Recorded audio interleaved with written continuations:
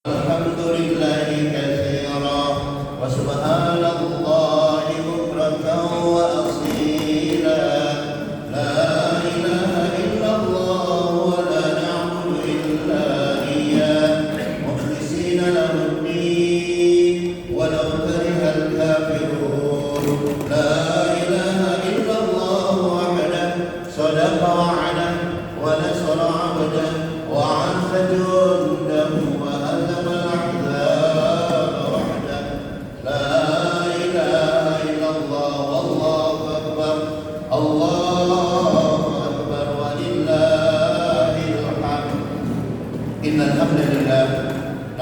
ونستعينه ونستغفره ونستهديه ونؤمن به ونتوكل عليه ونعوذ بالله من شرور انفسنا ومن سيئات اعمالنا من يهد الله فهو المهتد ومن يضلل فلن تجد له وليا مرشدا اشهد ان لا اله الا الله شريك له واشهد ان محمدا عبده ورسوله لا نبي ولا رسول بعده اللهم صل وسلم وبارك على سيدنا ومولانا محمد وعلى آل إبراهيم وعلى آل محمد كما صليت وسلمت وبارك على إبراهيم وعلى آل إبراهيم في العالمين إنك حميد مجيد. فيا إخواني عباد الله أوصيكم وأوصي نفسي بتقوى الله وطاعته فقد فاز المتقون. وقد قال تعالى يا أيها الذين آمنوا اتقوا الله ولتنظر نفس ما قدمت لغد واتقوا الله إن الله خبير بما تعملون. وقال قد كانت لكم أسوة حسنة في إبراهيم والذين معه. قال نبينا محمد صلى الله عليه وسلم عليكم بتقوى الله فإنه جماع كل خير. وقال من كان له سعة ولم يضحي فلا يقربن مصلانا.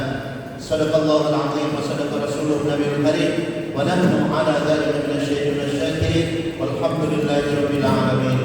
Allahu Akbar, Allahu Akbar, Allahu Akbar, walillahil hamd. Jamaah salat Idul Adha rahimakumullah. Hari ini jamaah haji dari seluruh dunia berkumpul di tanah suci. Untuk sebentar lagi setelah salat subuh di tanah suci, mereka akan beramai-ramai melakukan salah satu kewajiban haji, yaitu Jumrah Aqabah di Mina. Setelah sebelumnya pada hari kemarin melakukan rukun terbesar haji, yaitu wukuf di Arafah. Al-Hajju Arafah, haji itu adalah Arafah. Setelah itu sebagian dari jamaah haji ada yang melakukan tawaf ifadah atau tawaf rukun, menyelesaikan ibadah haji.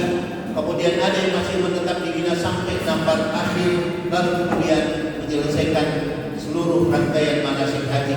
Kita doakan seluruh jamaah haji wabil khusus dari Indonesia kembali sebagai haji dan haji yang mabrur dan mabrurah yang diterima oleh Allah Subhanahu wa taala, dan di masa-masa yang akan datang Allah sampaikan mudahkan kita menjadi tamu-tamunya di tanah suci. Allahu Akbar, Allahu Akbar, walillahil hamd. Haji adalah salah satu daripada syariat Islam warisan Nabi Ibrahim, di mana Nabi Ibrahim adalah salah seorang nabi yang dijadikan oleh Allah suri tauladan. 124.000 nabi kata Rasulullah SAW pernah diutus di muka bumi. Dari 124.000 nabi itu hanya 313 nabi sekaligus rasul. Dari 313 nabi dan rasul itu yang disebut namanya di Al-Quran hanya 25 orang. Dari 25 yang disebut namanya di Al-Quran hanya 5 yang disebut ulul azmi, nabi-nabi yang punya tekad kuat, kesabaran yang tinggi.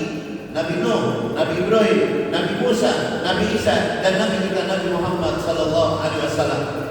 Dari 5 nabi ulul azmi hanya 2 yang disebut Allah sebagai uswatun hasanah, yaitu Nabi kita Nabi Muhammad SAW dan Nabi Allah Ibrahim Khalilur Rahman.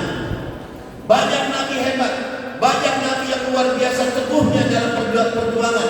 Kenapa hanya 2 Nabi ini yang disebut sebagai uswatun hasanah? Sampai di dalam sholat kita hanya 2 Nabi yang kita sebut dalam ayat akhir, kama shallaita ala Ibrahim wa ala Ibrahim, dan seterusnya. Karena banyak nabi yang hebat, tapi kadang-kadang istrinya tidak ikut hebat. Istrinya tidak ikut dakwahnya. Istrinya solehah tapi anaknya kadang-kadang tidak ikut dakwahnya. Inilah yang terjadi pada banyak nabi-nabi, para wali-wali Allah, orang-orang yang soleh. Maka Allah menjadikan Nabi Ibrahim suri tauladan. Di antaranya adalah karena keutuhan rumah tangganya yang sangat-sangat luar biasa. Sebagai kepala keluarga, beliau kepala keluarga yang soleh, istrinya juga solehah, anak keturunannya juga orang-orang terbaik, the best. Dari Siti Sarah lahir banyak nabi-nabi dan dari kalangan Bani Israel. Dari Bani Ismail juga turun nabi terbesar yang pernah diutus Allah di muka bumi, Nabi kita Nabi Muhammad sallallahu alaihi wasallam. Allahu akbar, Allahu akbar, Allahu akbar, walillahil hamd. Maka demikian kita disuruh menjadikan Nabi Ibrahim sebagai uswatun hasanah dalam keluarga, dalam berumah tangga. Menikah bisa jadi lebih baik kalau itu mendekatkan kita kepada Allah. Tapi tidak menikah juga bisa lebih baik daripada menikah salah jodoh. Punya anak bisa jadi baik apabila kita berhasil mendidik anak kita menjadi anak yang soleh atau soleh. Tapi tidak punya anak bisa jadi cara Allah menyelamatkan kita daripada tanggung jawab besar di akhirat. Inna min azwajikum wa auladikum aduwwan lakum yaumal qiyamah. Sungguh di antara pasanganmu, di antara anakmu ada yang menjadi musuhmu di hari kiamat. Maka pasangan dan anak adalah tanggung jawab, bukan sekedar bersenang-senang, bukan sekedar for fun, tapi tanggung jawab yang harus kita berikan kelak di yaumil akhir. Maka kita diajarkan dalam Islam bagaimana berumah tangga yang benar, sebagaimana Nabi Ibrahim adalah ketika berumah tangga tujuannya ridha Allah. Yang kedua, bagaimana dalam keluarga saling bantu membantu suami istri pasangan untuk makin bakti kepada orang tuanya, karena ridha Allah bergantung ridha orang tua dan murka Allah bergantung pada murka orang tua. Bagaimana kita diajarkan para nabi, terutama nabi kita, sesama pasangan saling memuliakan dan saling memaklumi, saling memahami pengertian dengan kekurangan. Tidak ada pasangan yang sempurna. Laki-laki disebutkan oleh Nabi bahwa ma'akraman nisa illa karim, tidak memuliakan wanita istrinya kecuali laki-laki yang mulia. Wa ma'ahanahunna illa la'in, tidak menghina, merendahkan, mengolok-olok, merendahkan istrinya, melainkan suami yang dilaknat pada Allah Subhanahu wa taala. Juga kita diajarkan bagaimana rumah tangga menjadi rumah tangga yang sakinah, mawaddah warahmah. Sebagaimana rumah tangga para wali, para solihin, para nabi adalah ketika yang dia cari untuk perjalanan rumah tangga yang hanya nafkah yang halal, dan kemudian insya Allah dari situ akan lahir keturunan yang soleh dan solehah. Allahu akbar, Allahu akbar, Allahu akbar, walillahil hamd.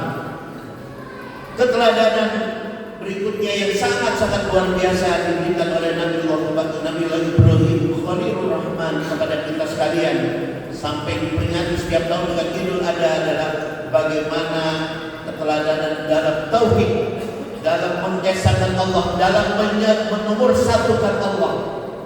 Nabi Ibrahim dikenal sebagai Imamul Muwahhidin, imamnya ahli tauhid, the master of tauhid. Bagaimana beliau sendiri menghancurkan berhala-berhala sembahan raja Nabi, sampai akhirnya beliau mengalami pembakaran, dibakar, dan ketika akan dieksekusi akan dibakar. Dalam beberapa riwayat kita belajar ketauhidan Nabi Ibrahim, turun malaikat Jibril. Ketika akan dibakar, maka malaikat Jibril bertanya kepada Ibrahim, "Alakah hajat? Ada hajatmu, ada keperluan yang bisa saya bantu wahai Ibrahim?" Maka Nabi Ibrahim menjawab dengan mantap, "Amma ilaika fala wa amma ilallah fala." Adapun berharap bantuan wahai Jibril tidak, tapi mengharap pertolongan Allah tentu saja aku berharap pertolongan Allah. Maka malaikat Jibril berkata, "Idan sah.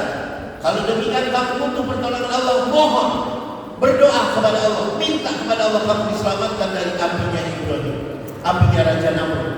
Maka Nabi Ibrahim menjawab dengan kalimat yang diukir tinta emas oleh para ulama, "Ilmuhu bihali yakfini an su'ali." Cukup Allah tahu keadaanku tanpa aku minta. Dia sudah tahu aku dibakar ini karena menjalankan perintahnya. Lalu ketika Nabi Ibrahim akan dilempar dalam kobaran api, beliau mengucapkan hasbiyallah wa ni'mal wakil, ni'mal maula wa ni'man nasir. Cukup bagimu Allah sebaik-baik pelindung, sebaik-baik penolong. Maka demikian hadirin jamaah Idul Adha rahimakumullah, ketika iblis diusir dari surga, iblis bersumpah, "Atirni ila yaumil ba'ts." Sebelumnya iblis memohon kepada Allah, "Berikan aku panjang umur sampai hari kiamat." Maka Allah menjawab, "Innaka minal mundzirin."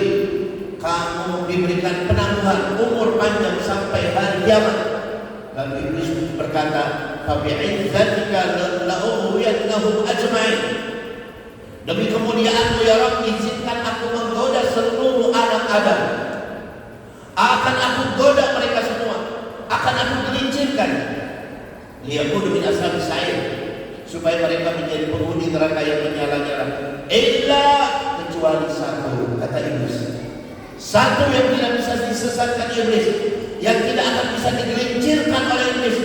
Yang satu itu bukan ulama, bukan ahli ibadah, bukan yang ahli zikir, bukan yang rajin tahajud, bukan yang suka baca Al-Quran. Illa ibadaka minhumul mukhlasin. Tersebut dalam surat Shad, surat 38 ayat 79-80. Satu yang tidak bisa disesatkan adalah al-mukhlasin, yaitu orang-orang yang murni tauhidnya kepada Allah, yang tujuan hidupnya mencari mardhatillah.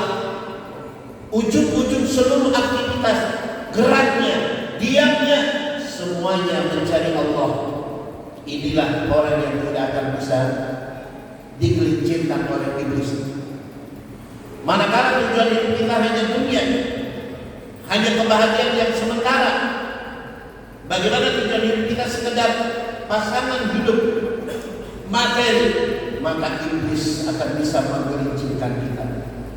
Maka jadilah kita sebagaimana Nabi Ibrahim. Kita pinjam kalimat yang diucapkan di setiap pada saat kita baca kita, inna salati wa nusuki wa mahyaya wa mamati lillahi rabbil alamin. Sesungguhnya salatku, seluruh ibadahku, hidupku dan matiku adalah semata-mata lillah rabbil alamin, untuk mencari ridho Allah, Tuhan semesta alam. Inilah orang yang tidak akan bisa disesatkan. Kalau tujuannya betul-betul ilahi anta maksudin, tujuan hidupnya mencari Allah, mencari ridho Allah, apapun yang dia kerjakan di balik itu adalah mardhatillah. Dia berkeluarga untuk ridho Allah, dia cari rezeki dengan cara yang benar untuk ridho Allah, dia beribadah untuk mencari ridho Allah, dia mengurus anak istri untuk ridho Allah, berbuat baik kepada siapa saja dia cari ridho Allah. Orang seperti ini yang menjadi Ibrahimiyun, orang-orang yang sebut sholat di belakang makam Ibrahim. Allahu Akbar, Allahu Akbar, Allahu Akbar, walillahil hamd. Di antara keteladanan lainnya dari Nabi Ibrahim adalah kedermawanan. Bagaimana Nabi Ibrahim disebutkan sering berbagi ratusan sampai ribuan domba, sapi kepada kaum fakir miskin di berbagai negeri. Sangat masyhur beliau. Bagaimana kedermawannya, bahkan disebutkan rumah Nabi Ibrahim ada 4 pintu, depan, belakang, kanan dan kiri. Apabila ada orang yang lewat di samping belum sempat dipanggil diajak makan, lewat di depan dipanggil diajak makan. Ada yang lewat dari depan belum sempat dipanggil, kelihatan di samping, maka dipanggil diajak makan. La yakulu munfaridan. Disebutkan Nabi Ibrahim tidak pernah makan sendiri. Selalu dia perintahkan kepada pengawalnya, kepada pelayannya untuk mencari tamu-tamu, orang asing diajak makan bersama.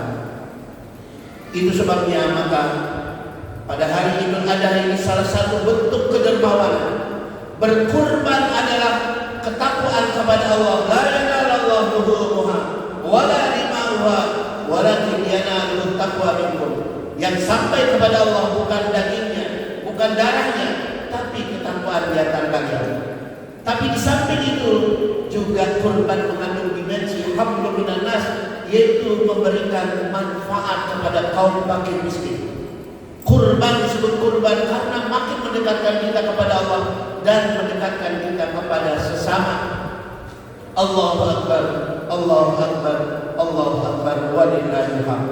Dan terakhir, salah satu daripada teladan yang diberikan Nabi Ibrahim adalah keberpihakan kepada kaum mustad'afin, kaum lemah, sebesar kaum muslimin, sebagaimana disebutkan dalam surat Al-Mumtahanah, qad bada bainana wa bainakumul adawatu wal baghdha. Ketika Nabi Ibrahim bersama kaumnya, bersama orang-orang beriman, menunjukkan permusuhan kepada orang-orang yang membenci agama mereka, tauhid mereka, maka demikian kita juga diajarkan supaya memiliki keberpihakan yang jelas, al-wala wal bara. Pada saat ini misalnya saudara-saudara kita kaum muslimin sebagian yang ada di Iran diserang oleh Amerika, diserang oleh Israel. Ada sebagian saudara kita yang bingung berpihak kepada siapa? Apakah kepada Iran tapi Syiah, atau yang Israel dan Amerika yang jelas-jelas jauh daripada Islam? Maka orang yang memahami agama mengetahui bahwa tidak ada pilihan kecuali berpihak kepada saudara-saudara kita yang ada di Iran. Sama Al-Qurannya, sama Tuhan yang disembah, sama Nabi yang diikuti. Mereka juga haji ke Baitullah, mereka juga menyembelih hewan kurban seperti kita. Mereka jauh lebih dekat kepada kita daripada orang-orang Israel maupun orang-orang Amerika. Salah satu pertanyaan di alam kubur, waman ikhwanuka, siapa saudara-saudaramu?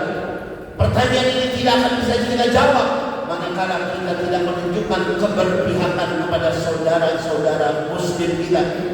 Maka orang-orang yang paham dengan ini semua tidak ragu-ragu membela, meskipun Syiah tetap itu bagian dari Islam yang beda mazhab dengan kita. Tidak seperti sebagian besar Arab yang ada di Teluk yang justru makin dekat, makin basic dengan Amerika dan Israel. Inilah di antara contoh pelajaran iktibar daripada Nabi Ibrahim dan keluarga yang bisa kita ikuti. Allahu Akbar, Allahu Akbar, Allahu Akbar. Walillahil hamd.